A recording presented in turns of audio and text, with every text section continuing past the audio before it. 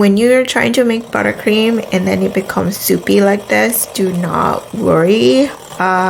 This fix is super easy because you don't need to throw it away or figure out. It's like no matter how much you beat it up, like it doesn't thicken up.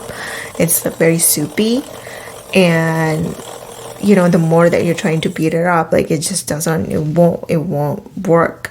So the fix is just put it in the fridge and chill for 10-15 minutes. Just watch it, put it on a timer. You know, sometimes it's like impatient and then trying to get it again, but like, yeah, just wait a few minutes and then you're gonna be okay.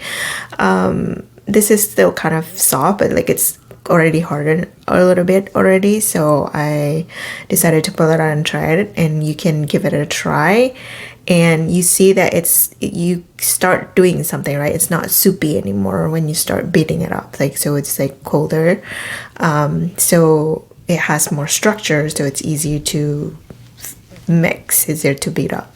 So the more that you beat it up right now, and then when you're trying to see whether your buttercream is thicken up, like you see it's already thickened up and it has the structure already, and after that you can, this is already smooth. It's the fix is super easy. You just need to chill yourself and also chill your buttercream.